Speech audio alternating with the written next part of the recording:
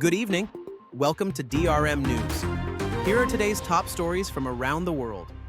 On January 10th, Nicolás Maduro is set to be sworn in for a third term as president of Venezuela, following a highly controversial election that has drawn both domestic and international criticism. Maduro, who has been in power since 2013, pledged to work for peace and economic growth, asserting that his government will no longer rely solely on oil revenues. Despite Venezuela's economic struggles and declining oil production, Maduro's administration aims to diversify the country's income sources, although the reality is that in 2024, oil will still account for 58% of Venezuela's income. However, this election was marred by allegations of fraud and political repression, leading to widespread protests and condemnation, both inside and outside the country. As Maduro prepares for his swearing-in ceremony, the nation faces mounting challenges, including a humanitarian crisis, hyperinflation, and the ongoing migration of millions of Venezuelans seeking refuge in neighboring countries. In Iran, the country's military held a series of air defense weaponry demonstrations on Tuesday, January 7th, showcasing missiles and radar systems in a display of strength. The exercise took place in the southern province of Isfahan, with Iranian officials emphasizing the need to test these systems in real-world-like conditions. Hossein Salami, the commander of Iran's Revolutionary Guards, underscored the strategic importance of the tests. This display comes amid heightened tensions in the Middle East, particularly following Israeli airstrikes against Iranian targets in October 2024. Israel claimed that its air forces successfully penetrated Iranian airspace to strike important targets, marking an escalation in the long-standing conflict between the two nations.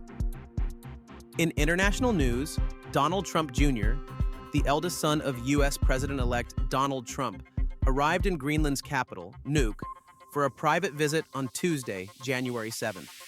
Trump Jr. traveled in his father's private plane, Trump Force One, and expressed his excitement about visiting the Arctic island, known for its vast natural resources and strategic location. During his brief stop in Nuuk, which is expected to last 4 to 5 hours, Trump Jr. stated, "We're just here as tourists. It looks like an incredible place," and added that he had been planning the trip for some time. Despite recent comments from his father regarding the potential purchase of Greenland, Trump Jr. made it clear that he was not on a business trip to acquire the territory, saying, "No, I am not buying Greenland." Greenland, an autonomous territory of Denmark, is geographically part of North America and is closer to New York than to Copenhagen. While Trump's interest in Greenland has drawn attention in the past, this visit seems to be a personal trip without any official meetings scheduled with local officials. Still, the eyes of the world will likely continue to watch as the relationship between the U.S. and Greenland evolves. In a touching story of perseverance, Israeli journalist Moshe Nussbaum, who suffers from ALS, amyotrophic lateral sclerosis, has turned to artificial intelligence to continue communicating and working in his field. Nussbaum, a well-known reporter in Israel, has been living with the disease for several years and has progressively lost the ability to speak. However, using cutting-edge technology, including voice-generating AI systems, Nussbaum continues to interact with colleagues, conduct interviews, and even appear on TV.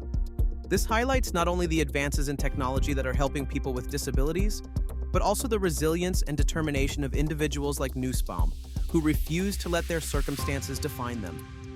His story has inspired many around the world and is a testament to the power of innovation in overcoming personal challenges.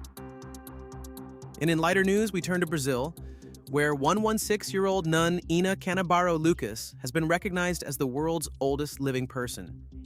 Born on June 8, 1908, Lucas has now earned the distinction of being both the world's oldest living person and the oldest living woman, following the death of Japan's Tomiko Ituka in December 2024. Lucas, who resides in Porto Alegre, Brazil, has led a remarkable life, and in 2024, she was also recognized as Brazil's oldest living person. In addition to her longevity, Lucas holds the title of the 20th oldest person in recorded history. Her remarkable achievement has captured the hearts of people around the world, and she continues to inspire others with her vitality and strength. That's all for today's top stories. Stay tuned to DRM News for more updates on these and other important global events.